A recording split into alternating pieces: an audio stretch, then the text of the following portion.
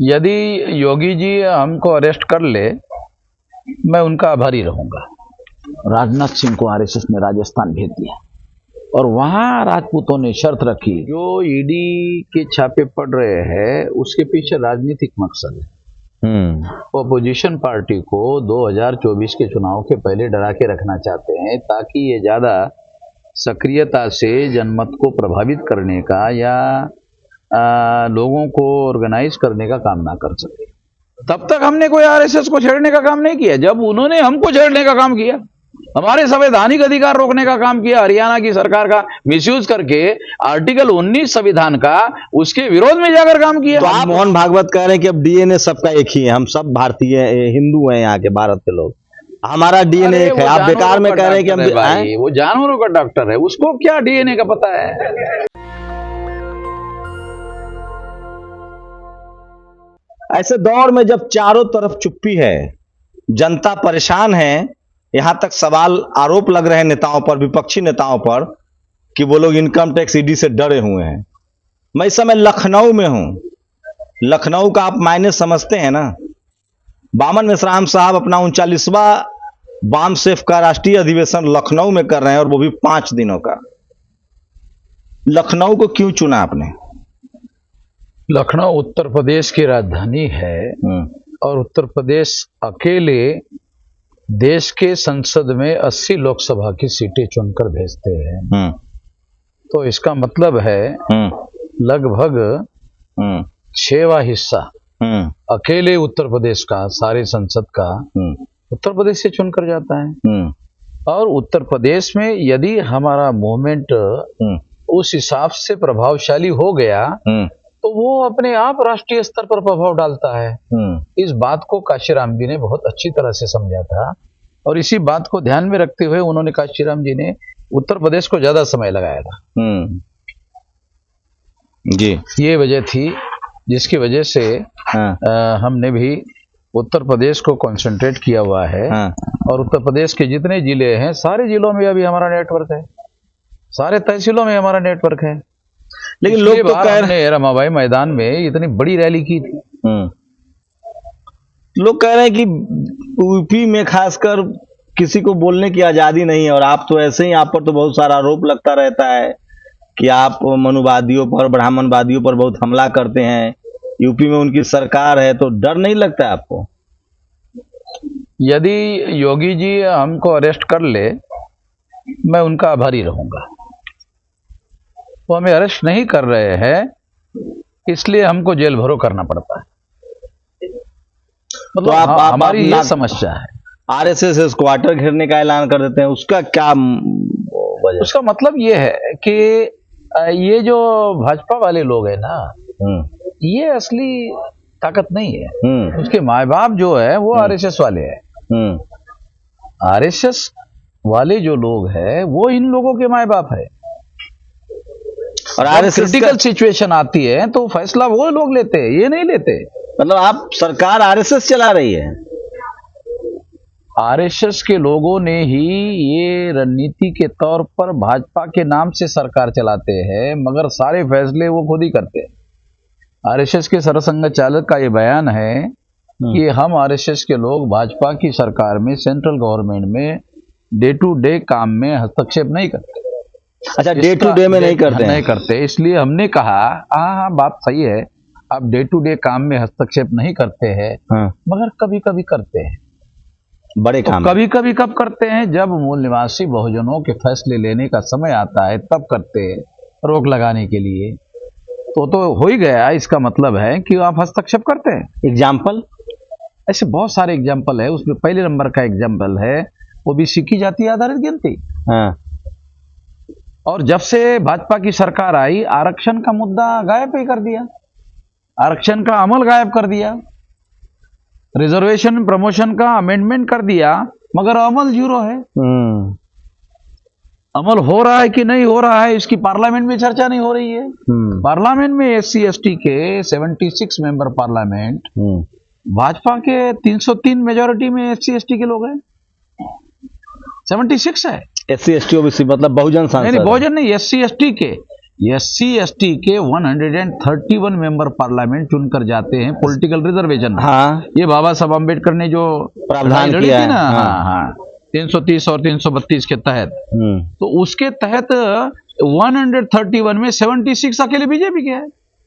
तो मैं मान लूं ना कि और वो बोलते तक नहीं है। SC/ST के जो सांसद रिजर्व सीट से जा रहे हैं, अगर संविधान खत्म हो रहा है, आरक्षण खत्म हो रहा है, तो उसके लिए वो जिम्मेदार हैं, ये सारे लोग जिम्मेदार माने जा सकते हैं, मगर वो बोलने वाले हो तो ये सब खसी किए हुए लोग हैं। मैं तो किसान का बेटा हूं, तो खसी समझते हो ना आप? नहीं, ये संसदीय अरे ये आंदोलन की भाषा है, आंदोलन की भाषा है, असंसदीय हो सकती है। ये क्या लग रहा है बाबा साहब अम्बेडकर को संसदीय असंसदीय समझ में नहीं आता था, नहीं आता, वो भी बोलते थे। ये एक बात बताइए ना, बहुत गंभीर स्थिति है मेहराम साहब। उन्होंने SC/ST के 131 मेंबर पार्लियामेंट जो चुनकर जाते हैं उनको दलाल बड़ुआ कहा। ये संसदीय है? बाबा साहब बाबा साहब का कहा, व्हाट गांधीयन कांग्रेस है, डंटो कहा नहीं, लिख के रखा। एक बात बताइए, अभी हालत बहुत खराब है। अभी सरकार ने डेटा दिया है कि 4 लाख करोड़ हमने जुटाए हैं, 18 कंपनियां बेच दी गई है, रिजर्वेशन खत्म हो रहा है, 60% आबादी वाला, 55% आबादी वाला OBC सबसे ज्यादा खतरे में है। उसका न जज है, न PMO में कैबिनेट सेक्रेटरी है, न हाईकोर्ट में जज है। ये कैसे एक रिश्ता बनेगा किसानों के RSS बीच? लोग जो जमीनी लेवल पर बैकवर्ड लोगों को ये बताते रहते हैं, भाई तुम्हारा प्रधानमंत्री है, अब और क्या दिया? मुसलमान का राष्ट्रपति बनाया जाता है, हमने आपका प्रधानमंत्री बना दिया। कांग्रेस वाले राष्ट्रपति बनाते थे, हमने प्रधानमंत्री बनाया। प्रधानमंत्री के पास पावर होता है, सारा पावर तो आप लोगों के पास है, OBC के पास है। जब सारा पावर ही आपके पास है, हमारे पास भी नहीं है, हम ब्राह्मणों के पास भी नहीं है, वो OBC के पास है, तो लोग जो है मिसगाइड हो जाते हैं। अरे हमारे पास ही पावर है, हमारे पास ही पावर है, तो खुश हो जाते हैं।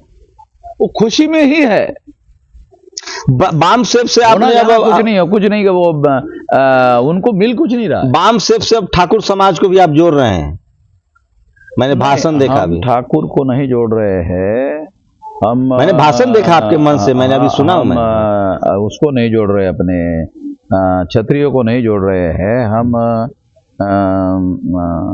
उनको नहीं जोड़ रहे हैं। हम जोड़ रहे हैं कि इनके पुरखे नाग लोग हैं, ये मूल निवासी और ये कोई छोटे मोटे यूनिवर्सिटी का रिसर्च नहीं है। ये विलास कौन, ऑक्सफोर्ड यूनिवर्सिटी का रिसर्च है। नहीं, मैं तो कह रहा हूं अर्जुन सिंह, BP सिंह जैसे लोग भी हुए हैं जिन्होंने बहुत ज्यादा संवैधानिक अधिकारों को लेकर उनके दौर में काम हुआ है। तो क्या लग रहा है कि हम लोग सोचते थे जाट, पटेल, मराठा, गुर्जर जो किसान जातियां हैं वो भी पीड़ित हैं, उनके भी बच्चे जुडिशियरी में नहीं है, मीडिया में नौकरियां जा रही है। तो ये कमेरों का, और जैसे अभी अग्निवीर खत्म कर दिया गया, क्षत्रिय लोग बहुत फौज में जाते थे, उन पर भी चोट पड़ रही है। तो क्या कोशिश क्या लगती है, RSS क्या करना चाहता है? क्या सारा कंट्रोल एक जाति, एक के लोगों के हाथ में होगा? अब कुछ दिन पहले RSS के ब्राह्मणों ने कहा कि भाई ये क्षत्रिय लोग जो है ये मामसेप की तरफ जा रहे हैं, नरसंहार होने का खतरा है, ब्राह्मणों का नरसंहार होने का खतरा है, ये क्षत्रिय लोगों को रोको, जाने मत दो मामसेप में। तो केवल 4 लोग आए इधर राजपूत। राजनाथ सिंह को RSS ने राजस्थान भेज दिया,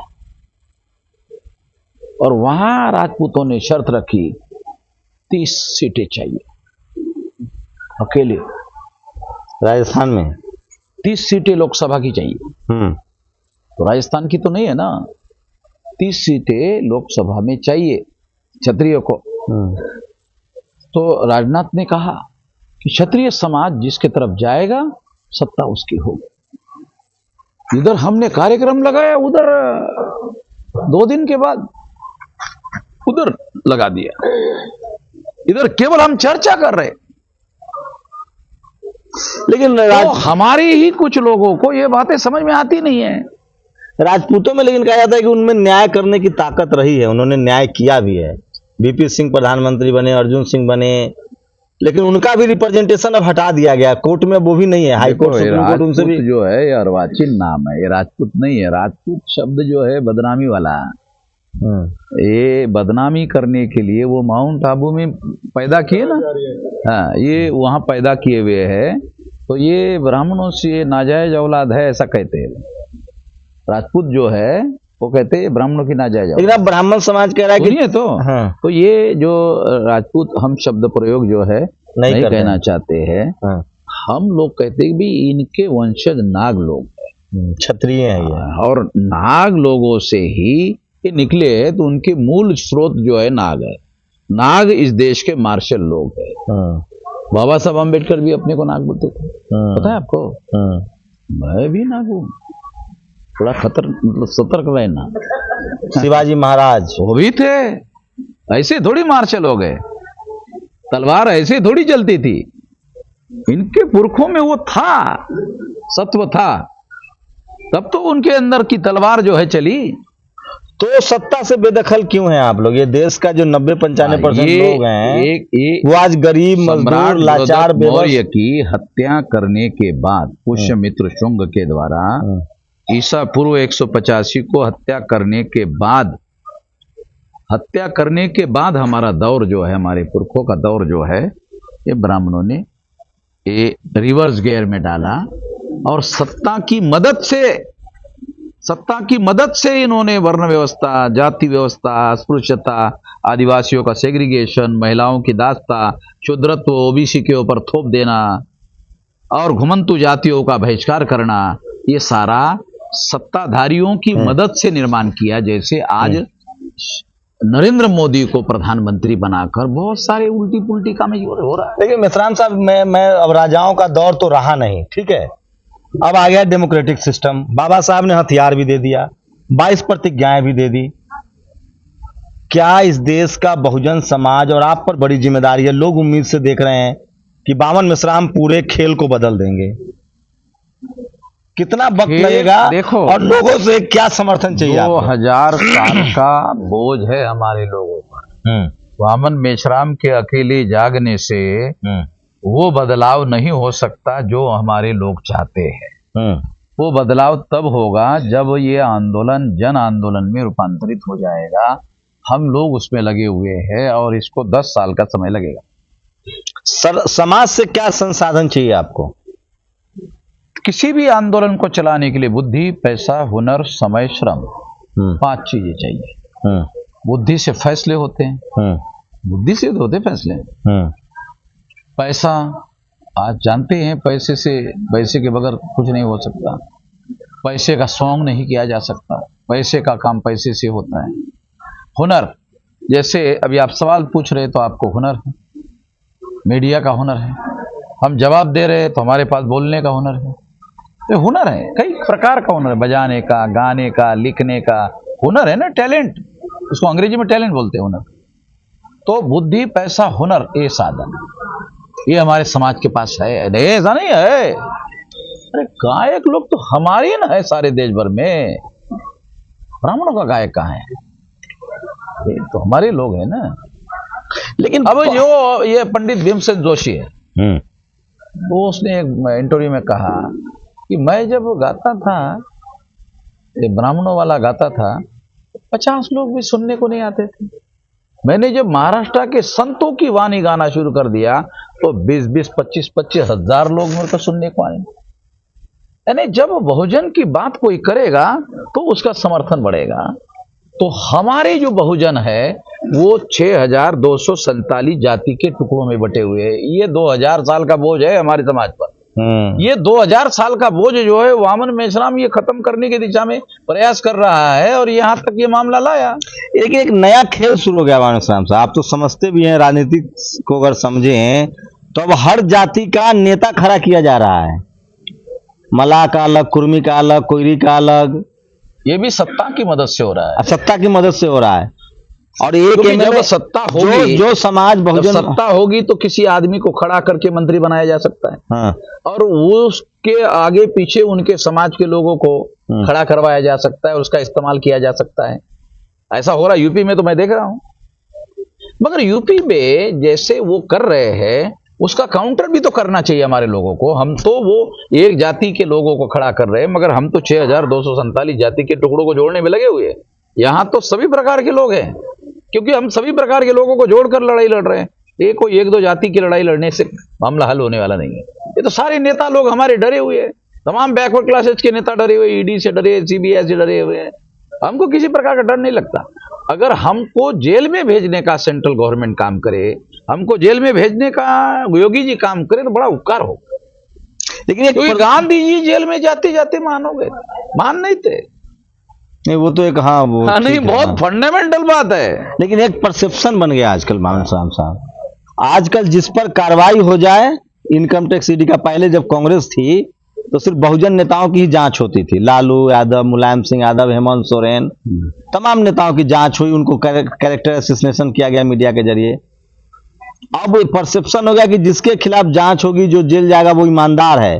और जो बोल रहा है बीजेपी के खिलाफ, चाहे ओवैसी हो या बावन मेश्राम हो, मायावती जी के बारे में लोग यही कह रहे, जो लोग पर कार्रवाई नहीं हो रही है, मतलब वो आरएसएस के एजेंट हैं। ये समस्या हो गई है। देखो, ये हमको कोई आरएसएस का एजेंट कहे, नहीं, मैंने कई नाम लिए हैं, मैं व्यक्तिगत तौर से नहीं कह रहा। क्या बोल रहा हूँ, इसका जवाब दे रहे ना हम। अगर हमको कोई आरएसएस का एजेंट कहे तो लोग उसको पागल बोले, पागल आदमी है। वो बोलता है, अरे वो आरएसएस वालों को पूछो तो अमन मेश्राम तुम लोगों का एजेंट है क्या? नहीं, मुझे भी कहते हैं कि शंभू की भी गिरफ्तारी नहीं हो रही है, ये भी आरएसएस से मिला हुआ है। नहीं, ये कोई जिसकी गिरफ्तारी नहीं होगी वो आरएसएस का आदमी है, क्योंकि मुझे भी सरकार कुछ नहीं कर रही है। ठोस तर्क नहीं ये लेकिन नहीं, जिसका इनकम टैक्स ईडी का रेड पड़ जाए, तो इसका मतलब वो सरकार के खिलाफ है। और जिसके खिलाफ सरकार कार्रवाई नहीं कर रही और वो सरकार के खिलाफ बोल भी रहा है ईमानदारी से, तो लोग कह रहे हैं कि इसकी कोई सेटिंग है अंदर से। नहीं, मेरा ये कहना है कि जो ईडी के छापे पड़ रहे हैं उसके पीछे राजनीतिक मकसद है। वो अपोजिशन पार्टी को 2024 के चुनाव के पहले डरा के रखना चाहते हैं, ताकि ये ज्यादा सक्रियता से जनमत को प्रभावित करने का या लोगों को ऑर्गेनाइज करने का काम ना कर सके, ये है। और हमको इसलिए कार्रवाई नहीं होती है क्योंकि वामन मेश्राम तो एक संगठन है, ये संगठित शक्ति है। नहीं, बावन मेश्राम नहीं, बावन मेश्राम एक संगठन है, संगठित शक्ति है, राष्ट्रीय स्तर का संगठन है। तो यही ताकत है, आप आरएसएस दफ्तर घेर लेंगे। हाँ, इसीलिए हम अपने संगठित शक्ति के बल पर, जब आरएसएस ने हमारे संवैधानिक अधिकारों को रोकने की कोशिश की, तब हमने ऐसा किया। तब तक हमने कोई आरएसएस को छेड़ने का काम नहीं किया। जब उन्होंने हमको छेड़ने का काम किया, हमारे संवैधानिक अधिकार रोकने का काम किया, हरियाणा की सरकार का मिसयूज करके आर्टिकल 19 संविधान का, उसके विरोध में जाकर काम किया। तो आप राखी गढ़ी में क्यों कार्यक्रम करना चाहते हैं? अरे, देश के किसी भी कोने में आर्टिकल 19 के तहत लिखा हुआ बाबा साहब ने कहीं पर भी कर सकते हैं। वो मोहन भागवत कह रहे हैं कि अब डीएनए सबका एक ही है, हम सब भारतीय हिंदू हैं, यहाँ के भारत के लोग, हमारा डीएनए एक है। आप बेकार में कह रहे हैं कि हम, वो जानवरों का डॉक्टर है, उसको क्या डीएनए का पता है? वो हमारे महाराष्ट्र का चंद्रपुर का है, वो जानवरों का डॉक्टर है। जानवरों का डॉक्टर है, डॉक्टर ही लिखा जाता है। हाँ, बिल्कुल बिल्कुल बिल्कुल। वो मालूम नहीं ना लोगों को, मुझे मालूम है। मुस्लिम जानवरों के डॉक्टर को डीएनए का क्या पता होगा? मुस्लिम समाज के कुछ लोग और बहुजन भी कह रहे हैं कि अगर एनआरसी सीए हो ही रहा है तो डीएनए के हिसाब से हो जाए, सबका डीएनए चेक। हमारा डिमांड है। अच्छा, ये बामसेब का डिमांड है, ओरिजिनल हमारा है। तो ये तो आप लोग पर आरोप लगे, आप लोग ब्राह्मणों के खिलाफ द्वेष फैला रहे हैं, नफरत फैला रहे हैं। हम कभी भी ब्राह्मण को धरो, बांधो, पीटो, मारो, हत्या कर दो, आज तक हमने ऐसा कोई बयान नहीं दिया। बल्कि कल हमारे माने साहब उद्घाटक थे, उन्होंने कहा कि दवा के लिए भी ब्राह्मण नहीं भारत में बचेगा, ऐसा आंदोलन अब खड़ा हो रहा है।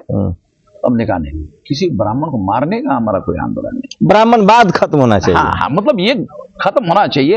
ये लोग विदेशी है, ये हम मानते हैं इनका डीएनए विदेशी है, मगर हम इनको भारत से भगाने का कोई आंदोलन नहीं चलाने वाले। वो यही रह सकते, मगर इंसान का पूत बनकर रह सकते, ब्राह्मण का पूत बनकर नहीं रहने। सत्ता छोड़े, जैसे मंडेला साहब ने कहा। नहीं, ये मूल बात क्या है कि अंग्रेज को क्यों भगाया ब्राह्मणों ने? विदेशी थे ना। ये सारा लोग जो रिकॉर्ड कर रहे हैं चलाएंगे आप लोग अलग अलग फेसबुक पर? नहीं, इसका चलेगा, आपके ऊपर चलेगा, कानूनी कार्रवाई चलेगा। सब आप रिकॉर्ड कर लो, मगर ये करने दीजिए।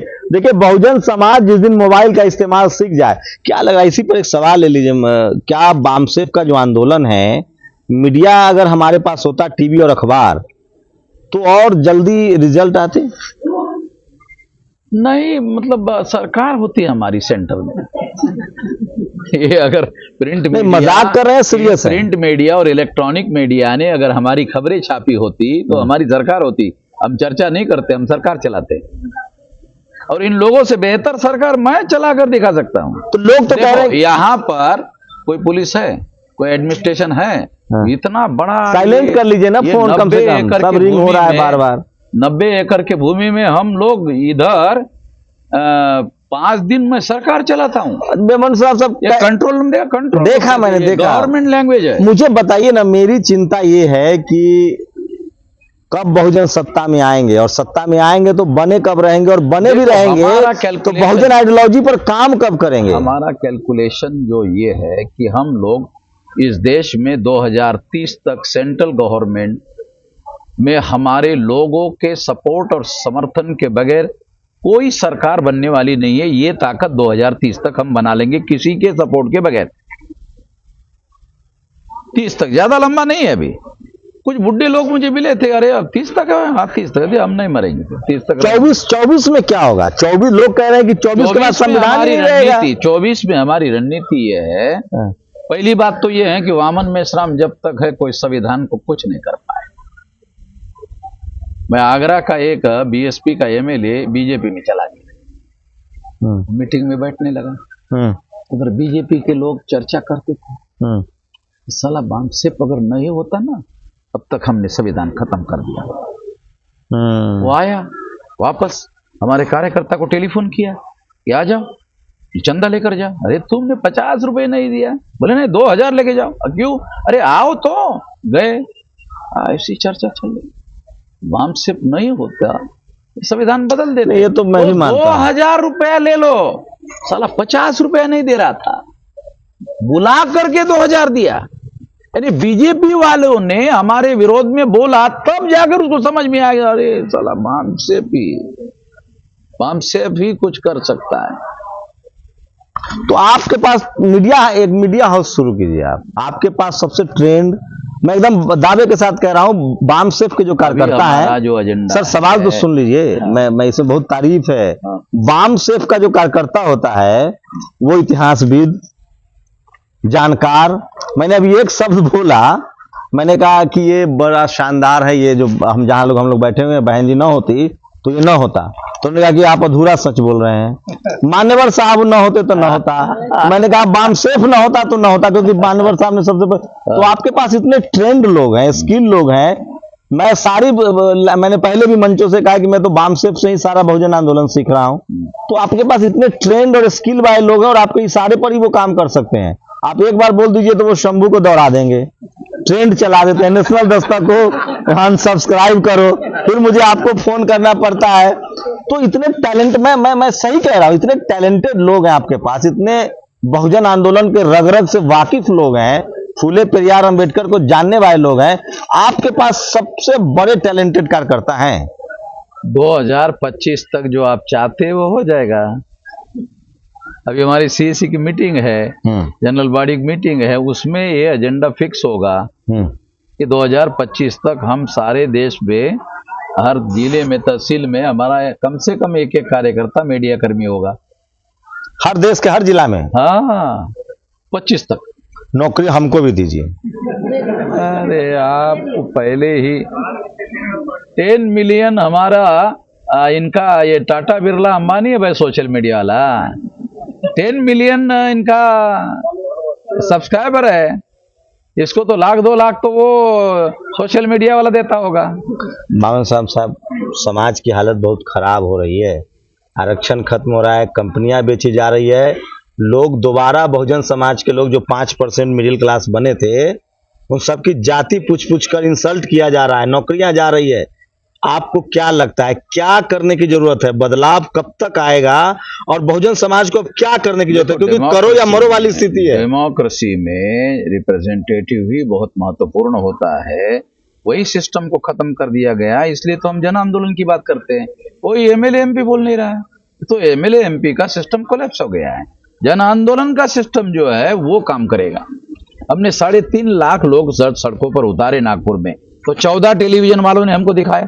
अरे एक लाइन की खबर नहीं छापते, मगर 14 टेलीविजन वालों ने। अरे वो और दूसरी वजह से अब दिखा रहे हैं, अब तो बहुजन समाज के लोग खास देना, तो अभी उनको मार्केट टीवी अखबार देखना ही छोड़ दिया है बहुजनों ने।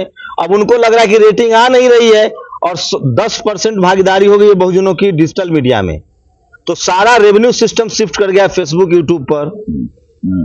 तो इस वजह से अब उनकी मजबूरी हो गई, अब तो वो आप भी खांसेंगे तो उनको दिखाना होगा। लेकिन जो हमारे लोग जाते हैं टीवी अखबार पर, वो बामसेफ से ट्रेनिंग ले, वहां बोल ही नहीं पाते हैं। जानकारी नहीं है, तो इसलिए कह रहा हूं ना, बामसेफ एक अपना पत्रकार खड़ा करे। हाँ, वो कर रहे हैं, अभी ये काम शुरू करेंगे और ट्रेनिंग सेंटर भी शुरू कर रहे हैं, उसमें लेक्चर देने के लिए आपको बुलाया जाएगा। क्या लगा राजनीतिक रूप से लेक्चर का कितना पैसा लेंगे एक लेक्चर का? मैं आपके प्रोग्राम में आऊं, मैं पैसा लेता हूं। अरे प्रोफेसर के तौर पर न बुलाएंगे, पत्रकार के तौर पर वहां ट्रेनिंग सेंटर में। हाँ। यहाँ तो ऐसे ही आप नहीं, बहुजन समाज, हमारी कोशिश है कि बहुजन समाज में हजारों पत्रकार हो, जैसे हमारी जो स्किल है उसको हम लोगों तक पहुंचाएं। हाँ, और हमने short television YouTube channel sir खड़े भी करवाए हैं, बहुत अच्छा, सब लोग कर। बहुत अच्छा। सर क्या लग रहा है, आज भी स्थिति ये है कि अब जो बहुजन समाज का जो पढ़ा लिखा तबका है, आईएएस आईपीएस कलेक्टर राष्ट्रपति मंत्री, उसको सबसे ज्यादा जाति का शिकार होना पड़ रहा है पावर सेंटर्स में। जो लोग मीडिया जुडिशरी में बैठे हुए बीजेपी के आने के बाद ऐसा हुआ है, ये हमारे लोगों को समझना चाहिए जो एडमिनिस्ट्रेशन में है, और एडमिनिस्ट्रेशन के लोगों को आंदोलनों को सपोर्ट देने का काम करना चाहिए, वो कर नहीं रहे। उनके जेहन से डर कैसे निकालेंगे? जो जेहन में जो डर बैठा हुआ है, नहीं, उन लोगों को ये डर है कि हमको निकाल देंगे। मैं ऐसा कहना चाहता हूं कि तुम जितने देर तक डरे रहोगे उतने देर तक तुम्हारी शख्सियत ही निष्क्रिय हो जाएगी। यही तो उसका पर्पज है। इसराम साहब 365 दिन आप सड़कों पर रहते हैं, रोज कोई ना कोई सभा। हाँ, डेली हमारा काम ही है। और मैं अगर एक जगह बैठे रहूं तो मैं बेचैन हो जाता हूँ, तो ये डेली चलता हूँ। कौन सा टॉनिक लेते हैं? नहीं, ये टॉनिक नहीं है, ये हमारे जीवन का लक्ष्य है। हमारे समाज में टारगेट और ऑब्जेक्टिव बनाकर जीवन का कोई काम नहीं करते हमारे लोग। जो बहुजन है उनका लक्ष्य क्या होता है? शादी करना, बच्चा पैदा करना, फिर बच्चा का शादी करना, फिर बहू लाना, फिर उसको पोता पैदा करना, वो भी जरूरी है, पालन पोषण करना, और फिर एक दिन फेरा चले जाना। नहीं, मैं ये नहीं कह रहा हूं कि ये जरूरी नहीं है, मैं ये कह रहा हूं केवल यही जरूरी नहीं है। हमारे लोगों का है केवल यही जरूरी है। जीवन का कोई लक्ष्य होना चाहिए, और वो लक्ष्य समाज और देश के लिए होना चाहिए। वो समाज और देश के लिए हमारा लक्ष्य है, और इस वजह से हम बेचैन रहते हैं, और इस वजह से एक जगह नहीं बैठ सकते, ज्यादा देर नहीं बैठ सकते। भारत में कोई नहीं है जिसके इशारे पर 5 लाख लोग जमा हो जाए आपके अलावा आज के डेट में। ये जो सामाजिक ताकत आपको मिली है, क्या समय आ गया है कि चूंकि पॉलिटिकल नफा नुकसान एक अलग चीज है, सामाजिक आंदोलन एक अलग चीज है, जब तक दोनों का समावेश ना हो, जैसे बीजेपी एक अलग चीज है, आरएसएस के 56, मुझे एक जानकार बता रहे थे कि आरएसएस ने 56 अपने सेंटर खोल रखे हैं। हमारे लोग अपने ही आपस में उलझे हुए हैं। बहुजन बामन मिश्राम को वो मतलब बहुजन जो है बहुजनों का ही पैर खींचने में लगा हुआ है। नहीं, अभी हमारा पैर 6 अक्टूबर के बाद खींचना लोगों ने बंद कर दिया। मैं उन लोगों का धन्यवाद देता हूँ। पहले बहुत खींचते थे 5 तक, 6 तारीख से कोई खींचे नहीं रहा है। वो नागपुर वाले प्रकरण के बाद, नागपुर वाले के बाद में बंद हो गया है। मैं उन लोगों का धन्यवाद करता हूँ। एक बड़ा सवाल है, ये कॉलेज यूनिवर्सिटी आरएसएस की भी प्लानिंग है सर, उनके पास भी थिंक टैंक है। वो लोग प्लानिंग कर रहे हैं कि एससी एसटी ओबीसी माइनॉरिटी और किसान जातियों को स्कूल ही नहीं जाने दिया जाए, इसलिए सरकारी स्कूल कॉलेज बर्बाद किया जा रहा है। हाँ, ये न्यू एजुकेशन पॉलिसी पर हम लोगों ने काफी ये किया है। अब अपना न्यू एजुकेशन पॉलिसी का डार्ट तैयार कर रहे हैं इस सरकार के विरोध में। हमारा एजुकेशन पॉलिसी देश भर में चलाएंगे। बहुजन जेल में बंद है 90%, राष्ट्रपति जी ने उस दिन कहा 90% बहुजन जेल में बंद है। खीरा चोरी के भी आरोप नहीं है कुछ। हाँ, नहीं, ये बात सही है। तो जेल में बंद है तो ये असंतोष लोगों के अंदर है, यह असंतोष आंदोलन के लिए उपयोगी चीज है। जेल में लोग है तो असंतोष है समाज में, संतोष अगर होता तो फिर आंदोलन के लिए उर्वरा जमीन नहीं है, उर्वरा जमीन है। यही तो हमारे लिए खुशी की बात है। आंदोलन के लिए अनुकूल वातावरण है। लगता है कि पहले के मुकाबले आंदोलन और तेज हुआ है, लोग एकजुट हो रहे हैं, जातियों से निकल के लोग बहुजन बन रहे हैं। हाँ। या कुछ अभी नहीं, ऐसा हो रहा है, पहले के मुकाबले बहुत ज्यादा हो रहा है। ये तो बहुजन की बात ही अभी काशीराम जी ने शुरू की हुई है, हम उस पर परवान चढ़ाने का काम कर रहे हैं। सोचिए, काशीराम जी की पहले तो बहुजन की बात जो है, बहुजन की बात बाबा साहब अम्बेडकर ने डेवलप करना शुरू किया था, उनका डेथ हो गया। एक आखिरी सवाल सर, कैसे लगता है बगैर सत्ता के कल्चरल हेजमनी भी नहीं चेंज हो सकता है, न संसाधन आ सकता है? जब बृहद्रथ की हत्या हुई तब पुष्यमित्र शुंग ने कल्चरल हेजमनी लागू हुआ। आज फिर आरएसएस और बीजेपी के पास सत्ता है, मतलब मनुवादियों के हाथ में सत्ता, आज फिर कल्चरल हेजमनी वो लागू कर रहे हैं। क्या हम फिर से 2000 साल पहले की जो लड़ाई शुरू हुई है वो हम हारने के कगार पर हैं, या आप अलग देख रहे हैं? नरेंद्र मोदी को प्रधानमंत्री बनाना कोई इच्छा का मामला है ब्राह्मणों का, आरएसएस का? जबरदस्ती बनाए हुए हैं? नहीं, आरएसएस ने स्वेच्छा से, उनका मत परिवर्तन हो गया इसलिए नरेंद्र मोदी को बनाया, ये बात सही नहीं है। ये समाज में ऐसा दबाव पैदा हो गया है। क्यों ओबीसी को बनाना है? अगर नहीं बनाते हैं तो ये सारे लोग जो है वामन लेकिन मिश्रा सर, की तरफ शिफ्ट हो जाएंगे। अभी देखो हाँ। अभी तमाम ट्रेड यूनियन के लोग जो है पेंशन का मुद्दा पर भारत बंद कर दें। हाँ। हम लोगों ने पेंशन का मुद्दा राष्ट्रीय मुद्दा बनाया 6 महीने से, पेंशन का मुद्दा राष्ट्रीय मुद्दा बनाया, तो जितने ट्रेड यूनियन के लोग हैं उनको ऐसा लग रहा है अरे तो सारे लोग हमको ट्रेड यूनियन को छोड़कर वामन मिश्राम की तरफ चले जाएंगे। इसके पहले कि वामन मिश्राम की तरफ जाए हम ही भारत बंद कर देते हैं। जब वो भारत बंद कर रहे, तमाम संगठन इकट्ठा कर रहे, हमारे पास ट्रेड यूनियन है, हमको इन्वाइट नहीं कर रहे, ये आप भी आ जाओ, नहीं हमको नहीं इन्वाइट कर रहे। क्यों? उनको मालूम है कि यही तो समस्या है। जब पेंशन बंद कर दिया था, ये ट्रेड यूनियन के लोग पिछले 16 साल से चुप बैठे थे। 2003-4 के दरमियान ये बंद कर दिया गया तो इतने साल हो गए, 16 नहीं 18 साल हो गए लगभग। मेरे अंदर भी बहुत सारे सवाल होते हैं, लेकिन सवाल है कि ये सवाल सब पूछा किससे जाए। मैं फिर कह रहा हूं कि कोई तो वजह है कि इस देश का कोई, आप किसी पार्टी के समर्थक हो, सपा हो, बसपा हो, आरजेडी हो, जेएमएम हो, बहुजन हैं और किसी भी पार्टी के समर्थक हैं, कभी सोचिएगा जरूर इस देश में राजेंद्र प्रसाद सिंह कहते हैं कि कांग्रेस, बीजेपी या तमाम सवर्ण दल, चाहे वो ममता हो, नवीन पटनायक हो, सवर्ण दलों के पास सिर्फ 5% वोट है, 5 से 10% मान लीजिए। उसके बाद भी वो सत्ता में है। कांग्रेस भी उन्हीं की है, बीजेपी भी उन्हीं की है, ममता बनर्जी भी उन्हीं के हैं, नवीन पटनायक भी उन्हीं के हैं। और इस देश में सिर्फ 3 जगह, 3 राज्यों में ही बहुजन लीडरशिप वाली सरकार है। करुणानिधि डीएमके, और एक जगह झारखंड में हेमंत सोरेन, और बिहार में नीतीश कुमार और लालू यादव की पार्टी है। लेकिन ये बची कब तक रहेगी, सवाल ये है। और ये तभी बचेगी जब वामसेप बचेगा, जब बहुजन आंदोलन बचेगा। और इसलिए वो तमाम सवाल जो नेताओं से पूछे जाने चाहिए थे वो रीच से बाहर हैं।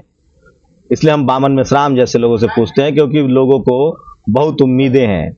मैं फिर कह रहा हूं, जितना भी पॉलिटिकल लीडरशिप को वोट मिल रहा है एससी एसटी ओबीसी माइनॉरिटी का या किसान जातियों का, वो वामसेप के सामाजिक आंदोलन की वजह से ही मिल रहा है। और वो जब तक धर्म की राजनीति में फंसे रहेंगे, यकीन मानिए जैसे कांग्रेस को धर्म की राजनीति से फायदा नहीं हो रहा है, बहुजनों का बेड़ा गर्क होना तय है।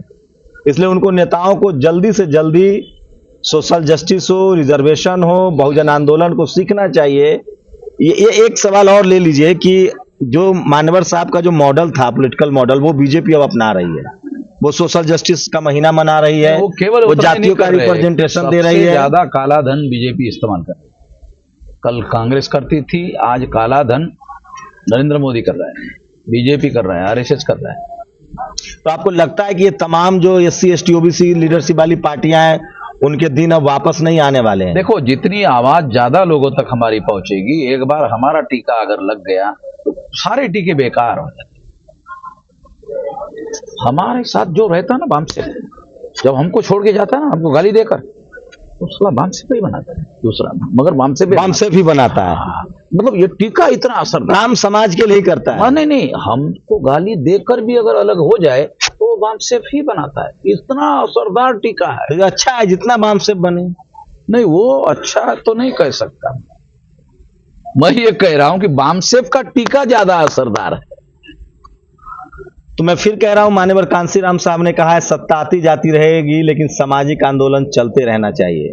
पूरी बातचीत पर अपनी प्रतिक्रिया दीजिए। और मैं फिर कह रहा हूं, कोई तो वजह है, कोई तो हमारी नाकामी है कि इस देश के 90% आबादी होकर हम मजदूर हैं, मजबूर हैं, लाचार हैं, बेबस हैं। सोचिएगा संगठित जरूर। शक्ति का अभाव उस कारण है, संगठित शक्ति का अभाव, ये कारण। शुक्रिया सर हमसे बातचीत करने के लिए। लखनऊ सर, एक सेकंड बस। लखनऊ में अगर आप हैं, आसपास में है, बामसेफ का 5 दिनों का राष्ट्रीय अधिवेशन चल रहा है मान्यवर कांसीराम साहब पार्क में, ये आसियाना के बगल में है, जरूर शामिल होइए और आप लोग अपनी प्रतिक्रिया भी जरूर दीजिए। शुक्रिया सर, धन्यवाद। नेशनल दस्तक की आपसे गुजारिश है कि अगर इसको बचाना चाहते हैं तो नेशनल दस्तक को सब्सक्राइब करने के लिए रेड कलर के सब्सक्राइब बटन को दबाएं, फिर बेल आइकन की घंटी दबाएं। नेशनल दस्तक को बचाने के लिए बहुत जरूरी है कि हर खबर को शेयर करें, लाइक करें, कमेंट जरूर करें।